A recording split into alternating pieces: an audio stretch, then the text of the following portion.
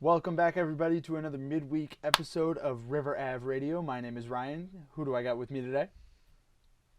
Kyle, as always, I'm doing well. Today was a big day. Gerrit Cole was on the mound. We just finished watching his first spring training start and first pitching appearance in God knows how long. How you doing, Ryan? I'm doing good. Yeah, Gerrit Cole. Very excited about that. The World Baseball Classic was obviously a little disappointing. Gotta go on the defense for our captain right now. Hopefully he can turn some of those narratives around. But that's not what we're here to talk about today. Today we are here to discuss some Yankee spring training updates before our final division rival preview, which will be debuting later this week. So I think without further ado, or actually first, we would just like to remind everyone, please subscribe, comment, download, leave a comment. We've been getting a ton of more interactions lately. We're loving that this is getting out there and the feedback has been positive. So we hope that you are continuing to enjoy this and please continue to interact in any way that you can.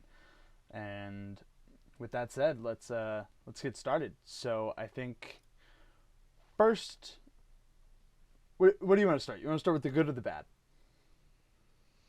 Let's start with the bad. We'll Okay. get it out of the way first. It's So been yeah, actually I was just saying like right before the episode started that I was gonna clown Ryan about something. So I think we could just start right with this. Ryan Parker's spring training MVP, Ryan McMahon, has been awful. He's been just total dog shit, and I don't understand why you picked him. oh, This was like a week ago. oh my God! No, it was 2 weeks ago. Okay, I don't know. fine. He this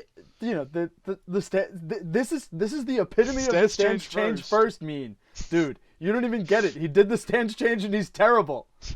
Do It's you know what his the OPS is in I 36 at it's bats, which I'm is for pretty sure spring training is I, kind of reasonable. it's like a 300 or something like that. Yeah, he's a 352 Oh OPS. my God! Why? That's terrible. Yeah, bro. This is your fault. Yeah, this is my fault. Sorry. Yeah, Okay. he looks dog shit. Like spring, let's actually preface the entire show by saying spring training numbers don't matter when they're bad. They only matter when they're good. And if Yeah. it doesn't fit our narrative, then they don't count. But this is a little concerning. You'd rather see him doing well. Like at least like if you're doing well, you can have something to look forward to. But kind of I got feel like nothing that's from that's Ryan kind of McMahon been so like far. our thing with spring training. It's been like, yeah, it's better to see him go out and be successful than have to convince yourself that it's going to come in the regular season, and that's what we're having to do with Ryan McMahon Yeah. because he's been bad. So I don't know. I think that if he like they put him at shortstop a couple times, like if he had looked even a little bit good there, like maybe we'd have something to leave with, but he's looked unplayable at shortstop, so he's not going to which be playing there in the regular season. Boone said he was comfortable playing him in a regular season game, and I don't know where you're getting that impression. Sure he is. I don't believe that at all. Yeah, Ryan McMahon. I'm looking at his Oh stuff. I yeah, guess he technically has hit the ball hard a little bit, but not even not that really. hard. So, Yeah, I mean like his like above average technically, I guess. He's been bad. yeah his barrel rates are That's life. yeah okay. Well, he hasn't been good. And while we're on the I'm not batting as side of concerned things, though about him going into the regular season. Like I'm not taking this too seriously as opposed to and some of also the I other mean not for people nothing, like that we'll talk about. unless he gets worse, which would really suck, and I'm not expecting that. It's a pretty low floor, so like as long as he was as bad as he was Pretty last high year, floor. or yeah, I guess wouldn't it be a low floor? I don't know, No, doesn't matter. because he has But the defense. well, I'm saying with like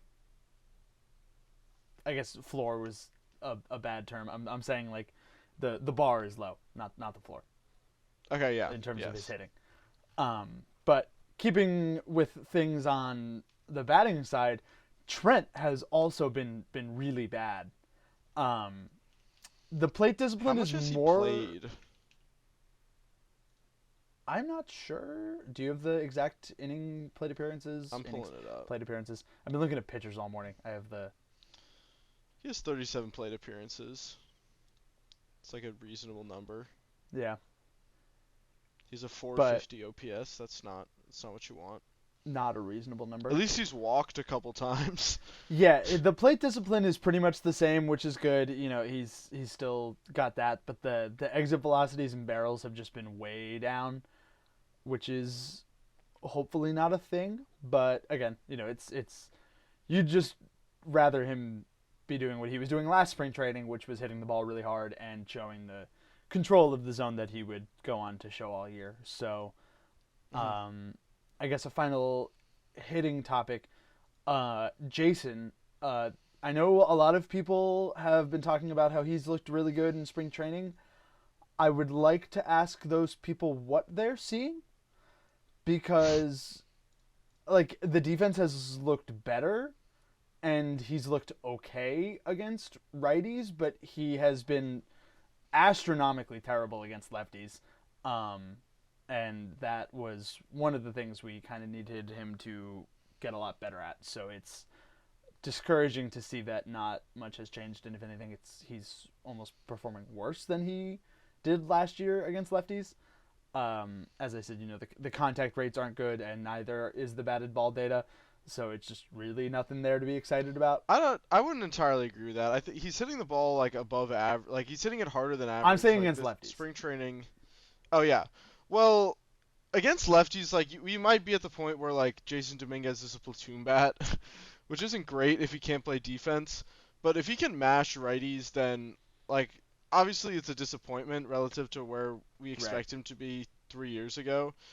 But overall his numbers have been pretty good. Like he's 77th percentile in xWOBA, or sorry, 65th percentile in xWOBA, 77th percentile in just WOBA.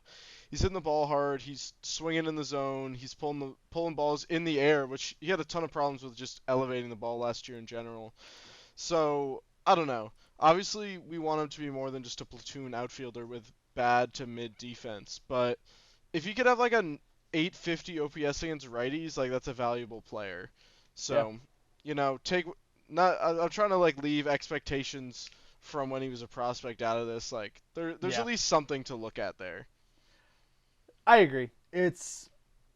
You're right. You just and I've said that a lot. You really just do have to kind of separate your prospect expectations from the player because that's unfair. And things outside of his control, including injury, have and COVID have stunted what would probably be a normal development process. And Hmm. so yeah, but I think Angel Shavili is another name to mention, who's been not yeah, great. yeah, he's got like an 18 ERA right now or something like that. Yeah, he's given up 11 runs in 6 innings. That's cool. He is generating whiffs, which is good. What is not good is that when he is allowing contact, it's really, really loud, and It's that bad. is not good. And so, I don't know. I was looking at his heat charts, and it kind of seems like he's throwing a little bit towards the center of the plate. I don't know. Like I'm not a pitching coach. I'm not going to pretend to be a hitting coach, but the ex Woba contact on his fastball is 778, which Yeah, is not it's ideal. getting But crushed. like all so overall he's got a 33.7% whiff rate, 35.6% chase rate, which are both great, and then he's got a 607 ex Woba on all his pitches, which is not good. It's really bad. That's really bad. That's really, really bad. Like unplayable. And yeah, But there so is some juice in the tank still. Like exactly. there's some stuff in The here to whiffs look at and are be. encouraging. And I like what they clearly saw in him is showing. It's just he's got a 14.85 ERA right now in spring training. Um I don't know. I really like Chavilian. I still, I don't think they're ready to give up on him at all. He's Yeah, got a he long has a time lot of here. control. Let me look up his Yeah, contract, but he's young. he has options too, right? Yeah, I'm sure. I'm 1,000% sure he does. Yeah. Yeah, he's pre-arb still. He's Oh, okay. making Yeah. no money. They'll send him to the minor leagues, and he'll come up when and if he's ready. But something to that does kind of encourage me on the Anhel front is that Jake Bird, the other Rockies guy they got Yes. last year, who was obviously god awful when he came Can to we the Yankees, circle has been back to great. Jake Bird? Okay. Because I want to wrap up talking about the bad before we jump into the good. Because Jake Bird has been really, really good, and that's really Yeah. exciting stuff. But the last, I guess, bad thing that we have to talk about is Luis Heel, who has just Yeah, it's the main not part. been inspiring at all in spring training. Um, Kind of the same This thing podcast as is Luis Heel haters. yeah, and like I don't know, I just I think if they okay, Luis Heel is like Angel Chivilli giving up hard contact. Unlike Angel Chivilli, he's not getting whiffs. So in 2025 and 2026, he had an 18.8 and so far an 18.9% whiff rate in the regular and spring training, in the regular season and spring training. So not any That's sort of bad. improvement there has been made since last year. Walks are, to his credit, way down in spring training. I think he's actually like in half of what he was in 2025. Um, But he's to be also clear, getting that's still not very good. It's just like yeah, slightly above average. he's also getting absolutely hammered by lefties. Okay? This is a deep cut, and this stat has such a silly name that it makes me feel silly bringing it up, but it is a good stat. His ex Will Bacon against lefties on his fastball is 601. So he's giving up I think you just call it Wobacan, but yeah. okay, yeah, Wobacan, but I always read it as Bacon, and I just realized that was how I had said that, and I'm The that's Wobacon. the it's Will Bacon on River F Radio, and the dude, oh my god, I can't believe I just said that in front of a microphone. Will Bacon? I never even thought about that. Okay. Anyways, he's getting destroyed by lefties, and Yeah. it's not good. It's not encouraging. Yeah, his WOBA against lefties in spring training is the worst in baseball. His ground ball percentage against lefties and in general, I think. Has he gotten like a single ground ball? I don't Yeah, see, know. 20. I was gonna say his ground ball rate against lefties is the worst in baseball, but his ground ball against every type of hitter is the worst in baseball in spring training. He's a 22% ground ball rate, so they're hitting it hard and they're hitting it in the air. His walk rate is down to being slightly above average, but that's like he cut it in half from being like ultra turbo dog shit to being just like okay. So and his walk rate is still bad against lefties because he's afraid to throw it in the zone because they hit the shit out of it. His velo is like okay right now. It's not as good as it used to be, but at least he's not throwing like 92, I But it's guess. also like his fastball just like it doesn't have the same shape. Like it doesn't like I don't even think it's a velo thing. Like it's just not as deceptive as it used to be. Which is why like they Yeah. were did you see Chris Kirshner tweeted today they were working with him on his release point, which is a good sign because that's whatever. But like still like it's just not like his fastball was his bread and butter. It was the reason he was successful in 2024 and now his fastball isn't good. So Yeah. his I always, whenever I see the photo of him, I always kind of giggle with like the the tattoo. neck tattoo, yeah. Yeah, come on, It's bro. Maybe that's why he lost his juice. in I just I don't know why, and again, I'm not behind the scenes. I don't know if they did. I don't know if they tried and failed or didn't even bother. But him coming into spring training without a fourth pitch is is disappointing because being a three pitch guy in today's MLB is hard. Period. Being a three pitch guy when those pitches aren't very good is Yeah, even worse. And you can only be a so three pitch guy if your three pitches are an ass. yeah, and so I don't know. I just if a lot of people have talked about putting him in the bullpen and seeing if he can kind of find that extreme velocity that he was maybe finding, but I don't know. I mean, I think if I feel like if he was capable of hitting 100 in any sort of game situation, they would have tried that. They would have Yeah, I would tried to I would put him in probably the agree. pen.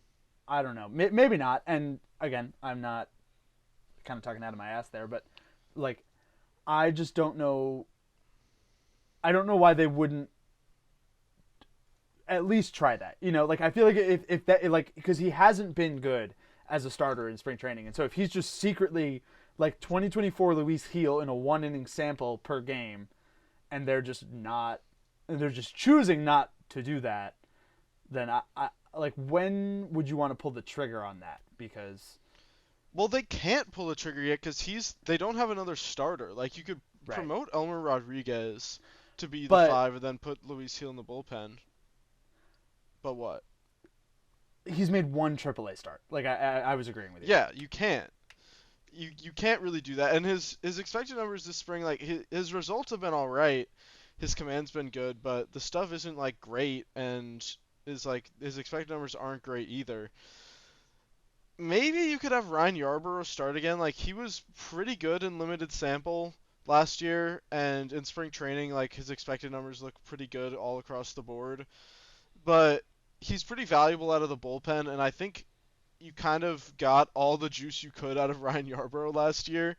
Like I don't know if you could ever replicate being a productive starter throwing 86 miles an hour from the left side for more than like a couple weeks like we saw. Like he was really good. Like to He was. respect to Ryan Yarbrough. Like for the time that we needed him to be pitching as a starter, he was good until that very end where it clearly kind of fell apart very quickly. And I think it'd be hard to say that that won't happen again. So I don't know, like, but if you start the season with Luis Hill in the rotation, do you pull the plug if he sucks? I don't know where you go with him at this point. I think like I just have like PTSD after last year with losing the division by 1 game. Yeah, no, I agree. Like more than like 2 or 3 games. If he's just going out there and the same thing keeps happening, like you're just forcing a square peg in the circle hole at a certain point, and Yeah. you're losing games in what is absolutely not a doubt about it going to be the most competitive division in baseball. Every win is going to count. From Yeah. March 25th, from next Wednesday, a week from today, wow, holy wow, until the end of the season, every single win counts. And I'm sorry, I just haven't seen anything from Luis Hill that says, yeah, you could throw him out there and expect him to win the game for you, or keep you in a situation where you could win the game for whatever. I mean, like, I don't know. And this is what like now, can you bring up Elmer Rodriguez or Carlos Legrand? No, but if Luis Hill is going out every 5 days and getting absolutely destroyed, and they're down there in AAA, making waves, carving people up, I think it's going to be very hard to ignore the both of them.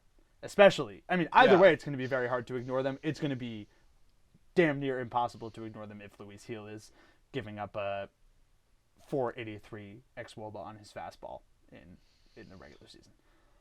Yeah. I honestly, like, if I was in charge, I'd probably be looking at Yarbrough as the Yeah. 5 going into the year. Just because, like, he does have it. Like, I'm not going to say he's going to be great, but I think he gives you probably a better chance to stay in the game than Luis Hill does. But that being said, the Yankees clearly value getting people right, or at least like trying to get people right in games. Like they would not have thrown Devin Williams in that Texas game last year. Oh my god. Like the day after he blew it, like when there was that stretch where he was just blowing it every No, yeah, single day. it was It felt like, Jock Peterson. yeah, that was bad. And it felt like they were just throwing him in there because they wanted to get him right. And to be for their credit, like he was good in the playoffs. Like it kind of worked in the sense that they made him pitch better. But those games that he blew for us maybe changed the entire course of the regular season. So I don't know. Also, I do like I maybe this is cope, but I do think that they're changing their approach this year because in a post game interview with the fan, Boone actually referenced those games specifically. Because they asked him, they were like, "Was there anything that you would have done differently?" And he was saying like, "I was just so disappointed because I felt like this was the far and away the best team that we've gone into the playoffs with, and for it to end like that, whatever." And he was like, "And you sit there and wonder the whole time, like." yeah, we got certain guys right. Should I have put a reliever in a certain spot? And I forget exactly what he said, but he was very much alluding to Devin Williams, and he was pretty Mm. much like, yeah, we got him right for the end of the season, but at the end of the day, like, did that did that ultimately ruin things? Like, and so I think they're going to be more aggressive this year. I think, and I don't know how you couldn't be. I don't know how you could, because there's a very real argument that if we're hosting Game One of the ALDS, that things could have gone differently. You're Yeah. not starting Luis Is that? Heel in Game One. Oh God, I'm gonna have to watch Luis Heel hoops in like a week and a half, bro. Well, Luis Heel real hoops. there's like 3 off days in the first week, so I don't think they're gonna do a 5-man rotation starting out. Thank God, bro. But okay, before we move on, if you do get rid of Luis Heel from the rotation, I just don't know where you put him. Like, do you send him down to AAA to Does like he figure out even how to be have a reliever? options? I assume he does, but maybe he has too much service time at this point. I can look it up.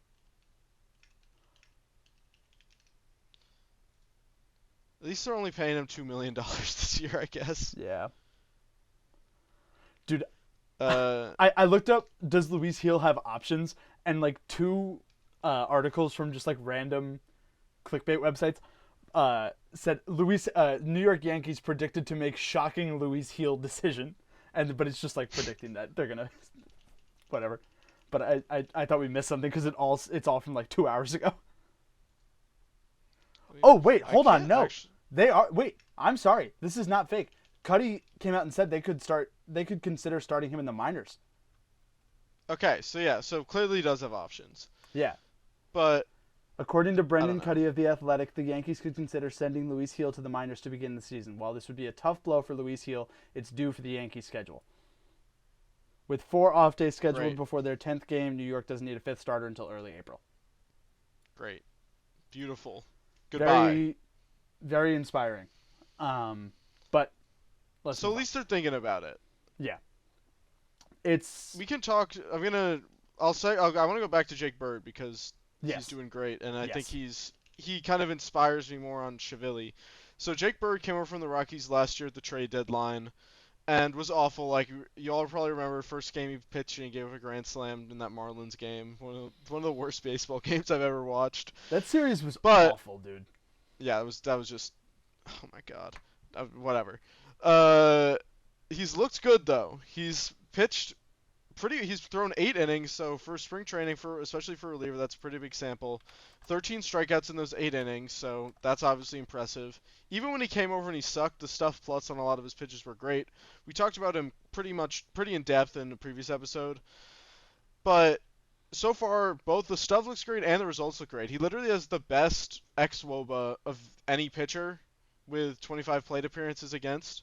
So that'll play. 37% strikeout rate, best in baseball for that many innings. He has not given up a barrel yet. He's getting 80% ground balls. Like, he looks good, man. He hasn't given up a barrel.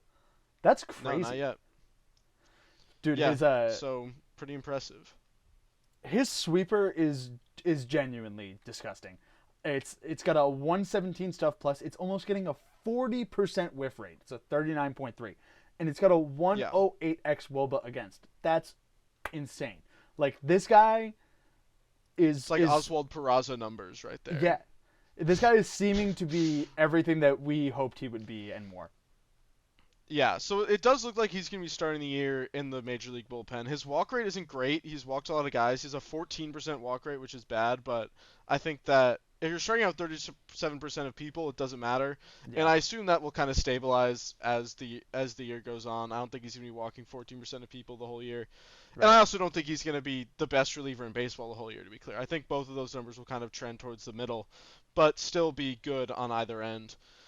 And I don't know. I think that he took basically a full year in the Yankee in a real pitching development team to become usable at the major league level. And I think that Chivilli, like, we don't need him immediately. Like, the bullpen has the numbers, and we have at least some juice in the back end there.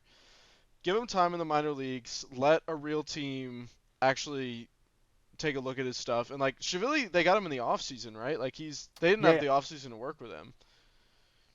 So Jake Bird had a whole offseason with the Yankees. He had a whole offseason for people who actually know what they're talking about to tell him do this, don't do that, etc. And Shively hasn't had any of that yet. So the underlying characteristics are good with Shively, just like they were last year with Jake Bird. And I think I don't know, even come like August, I think I don't know if it's Angel or Angel, but I assume Angel. I think it's Angel on help. Shively could be doing real work for the Yankees major league roster. Yeah, I agree. And like I said, if he wasn't getting any whiffs or anything like that, I think it would be a different story. But he's generating whiffs already, and so that's half the equation right there. And yeah, I think I was excited about the Chivilli trade when it happened. I'm still excited about the Chivilli trade. I'm interested to see where it goes. I would like, obviously you want to see that ex Woba go down just a wee bit from 700, and but yeah, like you said, it's gonna be an interesting year keeping up with him in the minors. I think this is gonna be the first year where I'm like really kind of keeping tabs on some of the minor league guys, and that'll be fun. I've made that Yeah. decision for myself, but I think another like rising star in the bullpen right now, and this was not someone who was on my and I assume your radar. Giovanni Cruz. Yeah, I He's saw he's like thro- some really interesting quotes about him as he's well. thrown like 2 innings, but he throws 100-mile-per-hour sinker, Yeah, and that's good. like yeah, and also this is totally spring training narrative. He has 100% whiff rate on his cutter, which will never ever ever go down. With a minimum one plate appearance to qualify. Yep, But yeah, he looks good. And I he think does. that like it's nice to see like some stuff demons coming up. I'm looking at his stuff. He's like averaging 100 on the Yeah, fastball. That's crazy. no, yeah, it's That's crazy. that'll play. I just remember seeing like a bunch of people were talking about it on Twitter the other day, and I just went and looked at it, and I had the same reaction. I was, whoa, Yeah, I think that very like you shouldn't take spring training 2 inning sample sizes very seriously. yeah, But Boone just came out and said that he's in the conversation to make the opening day bullpen. But he's a little bit behind schedule just because he was injured. mm-hmm. He only threw 2 innings, not because they don't like him, but just because he started spring training late. But he has options, I'm pretty sure. So they could just keep him in the minors for at least a little bit, and he'd probably come up sooner rather than later. Yeah, I'm sure he has options. Um, He uh, is relatively old. He's 26, but really, I don't know where they got him. What is the I literally Giovanni have never heard of this Cruz? guy until like this week. I looked him So, up and he has a Red Sox uniform on. So uh, another Yankees fleece of the bum Red Sox. another another father of the Sox for our collection. He was in the Padres system in 24. He was in the Red Sox system last year. He was a free agent, so he might not have options. But I assume they signed him to a minor league deal. Anyway, Yeah. yeah, minor league contract. So he'll start the league in the he's on the 40 man, so Okay. he will start the season in the minors. Well, there you go. If you bring him up, that's another reason why I probably won't be on the major league roster. Because if they bring him up, then I think it's harder to send him down after that. I think Got he it. could elect free agency instead of getting sent down. Okay. Ryan Weathers is an interesting, like, good and bad case. Uh, Yeah. he's funny just because his like actual numbers are pretty bad. Like if you look at his ERA, you'd be like, wow, Cash Bum does it again. 8.6 An- ERA, another whatever. dumpster dive. Another dump dive for Cash. Fuck. So yeah, his WOBA like weight on base average is 398, which is 19th percentile, very bad. But his xWOBA is the 72nd percentile, which is obviously well above average. He's striking people out a lot. He's not walking many people. He's getting whiffs. Basically everything you want to see except for the actual results are there. And I'm not going to take a 9 inning sample very seriously when pretty much every single underlying number is pretty great. Like he's getting ground balls, people are swinging. Like what else do you ask for? I couldn't find the exact number. Ryan Garcia was tweeting about his BABIP so his batting average on balls in play on It's his. like 800 or something. So it's 483 on everything, which is bad in itself. Hilarious. But I'm pretty sure on ground balls it is actually 800. Like I couldn't find it, but because I couldn't find BABIP for like specific outcomes or whatever. But Ryan Garcia was tweeting about this. You can go check his Twitter and see. That It basically is just very means high. that 80% of the time when they hit a ground ball, went for a hit, and the average is like 20%. Well, I mean, So I watched that one game, his second start, I want to say. I mean, the defense was just terrible. yeah. They were missing routine ground balls, flyouts. Like it was just bad. And he's been getting BAPIP'd, and Point is, don't fall yeah. for the Ryan Weathers is having a bad spring training narrative because it's not true. If you see a picture of Cashman in a sleeping bag, look the other way. He's cooking in there. He's cooking in that He bag. is. But Who else should we talk about here? I think there's one small name we might be forgetting about. Who? Our ace. Who? Our ace. Yeah, he pitched today. He did. It's good Gerrit to see him Cole. back, Gerrit Cole. Um, We delayed recording this episode. We were originally going to record at 11, which I actually was asleep at like 10:50, so that wasn't going to happen. You know me. But we were going to record at noon, and then Ryan made the good point that we should just wait for Gerrit Cole's 1 p.m. start against the Red Sox. So he only threw 1 inning, but great to see him back. and it was a very, very encouraging inning. I am totally going to let my narratives run wild here. He hit 99 on a sinker. He hit 98 on a fastball. I'm pretty sure he was averaging around 97. The command looked good. The pitch shapes looked good. Like, they bunted on him on the first pitch, which was ridiculous. That was so lame, evil, bro. evil And then he tried to steal 2 organization. bases and got thrown out. Yeah, So dude. funny. Like they just whatever. I'm not gonna get into this, but he was really, really good today, and the stuff was there. The velo was there. You know, obviously, it's one inning, 10 pitches. I'm not gonna go. I am gonna go crazy. I'm gonna try not to, but just to come out and see him throwing 99.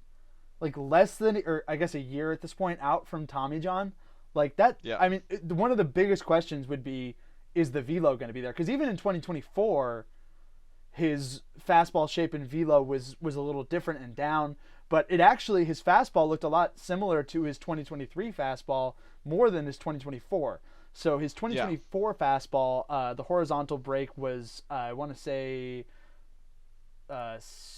He got about 6 inches of horizontal break, and today he was getting, and in 2023 he got 8, and today he was getting about 11 inches of horizontal break.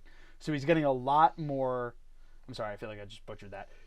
No, that was good. Wasn't getting a lot of as much horizontal break in 2024, and he's kind of going back to that now, which is interesting. And he was to getting see. vertical break as well. Yes, he's getting along with the velocity. The vertical. And the location looked pretty good. I mean, you can't really judge location from such a small sample, but he didn't look wild. Like he wasn't chucking it down the middle. He gave up 2 hits, but they weren't super hard contact or anything. The stuff plus on all of his pitches looked good, albeit I think the sample size was 6 on the fastball and 2 on his off-speed pitches. Yeah. So, not exactly large enough to judge, but I'd rather see stuff plus on 2 pitches be 110 than 90. I mean, it was just all around a very encouraging, probably the most excited I've ever been watching 10 pitches. Yeah. Like how this has brought Gerrit Cole from like number 150 on our fantasy draft board tomorrow to Ryan is taking him at like pick 60. It's happening. Genuinely though, how high are you gonna draft this fucking guy? No, I'm not, because okay. The legendary fantasy league that we so often speak of is drafting tomorrow. So when Kyle and I show up on Friday and we're at each other's throats again, that's why we'll be playing each other in week 1, and yeah, our historic rivalry takes another step. But he's gonna draft Ben Rice at like pick 20. Because you're gonna. I'm not gonna get it. I'm not gonna get into this. I'm not. You have something to say? I do have something to say. You're a dirty cheat. You're a dirty cheater. I'm a dirty cheat. You colluded. You colluded in football. Colluded. You colluded in football, and you're doing it again. I've never colluded in my life. Oh my God! Here we go. You colluded and you still lost. I won. You lost to Sean. I won. You lost to the. I didn't lose to Sean. You lost to What the are you auto talking draft about? team. What are you talking about? Yeah. You're just lying now. No, I I'm not. literally won the football league. You lost to Sean, bro. You're a loony. And okay, I will say also in baseball, Gerrit Cole covered first today. He did. He did cover first. So he's Quickly. learned from his Like, mistakes. he was Yeah, on I was that. like, shit, he's not getting. I was like, damn, they're gonna beat that out, and then nope, He was there. he was there. Um, Anybody else we should mention before we hop out of here? no, I think that's good. I think the main thing I wanted to talk about was Cole. I think that's just it was just cool to see him back on the mound, and he looks good with the beard. So I actually do have one more person to mention yep. that we forgore. Cade Winquest, our Rule 5 pick. Not great, but he's getting ground balls and he's not allowing hard contact. So, do you understand like exactly how the Rule 5 draft works, or should I give a quick explainer? I do, but you'd probably be able to explain it better than I would. So basically the Yankees have to keep Cade Winquist on the 40-man for the entire year, Oh, it's or the he entire will go year? back. Yeah. Oh, I thought it was okay. Got it. Or he goes back to the Cardinals Yeah. where they picked him off the Rule 5 draft. If like the Cardinals can be like, we don't want him. But, so Cade Winquest maybe not like if they want the roster spot, they might get rid of him because he's on the 40-man and there's a lot of other guys that will need to be coming back to the 40-man. Like Gerrit Cole, when he comes back relatively soon, needs a 40-man spot. Unclear where that fits in. There's gonna be a lot of roster shuffling to do here, so Especially we'll see to where start he the fits year. in. Yeah, maybe Luis Heel gets DFA'd. Dude. I don't know. I mean, yeah, I think with Winquest, like, it's hard because there are like a bunch of guys like this in the Yankees camp with equal chances to make the roster, and they don't have that added. I can't think of the word stipulation. I guess that's not the word I was thinking of, but they don't have that added stipulation of you need to keep them on the 40-man. Yeah, that's the right word. And yeah, so we hold up. Before we go, quick shout out Carlos Legrand. He threw 4 scoreless innings that just ended like right now during the game that's going on when we were playing. Ooh. 4 innings, 1 walk, 4 strikeouts, 2 hits, no runs. That'll play. He continues to look excellent, but we won't talk about him too much. We've already talked about him a ton. Ryan's making a face. 121 stuff plus sweeper. Oh my god. Yeah. Start Luis Heel in the minors. Send Luis Heel to the sun, guys. Oh my god, a 0x Wopa on the fastball. Yeah, did they not even put it in play? I guess That's crazy. not, dude. Like, dude, this guy is just like an anomaly. I have a 0x Wopa on my fastball. Yeah. Nobody's ever hit it in the major leagues. Dude, he averaged 100. Or, okay, 99.5, but... The Yankees have a lot of guys whose elbows are really very powerful. Yeah. I don't know how they haven't had a Tommy John of any of these guys recently, but I'm knocking on wood right now. Yeah, why would you say that? Why would you say that? I had wood. I had wood right here. It doesn't matter. Remember last year when I was like I made a joke about Ben Rice getting injured and then he got like beamed by a pitch. No, it was like literally like the next pitch. Anyway, okay. I think we've gone loony, so that means it's time to wrap it up. All right. Well, thank you everyone for listening. Once again, please subscribe, like, download. If you don't like it, tell us. No presses. Send us death threats. No press is bad press. All press is good press. So we appreciate anything and everything. And thank you once again for tuning in. We will be back on Friday with our final division rivals preview before MLB opening day next week. Yankees in San Francisco. We will be back on Netflix. Fuck. What happened to the game I love? With Bert Kreischer. And we will be back next week with a little over-under exercise for the 2026 Yankees. And yeah, anything else from my co-host? If this is the first episode you're seeing, go check out some of our other stuff. We just mentioned that there's going to be a far more scripted and less silly episode about the Red Sox on Friday. But we've also done the other 3 division rivals already, and we're very proud of that content. So go check it out. Gotta know your enemy, as Sun Tzu says, famous baseball player Sun Tzu.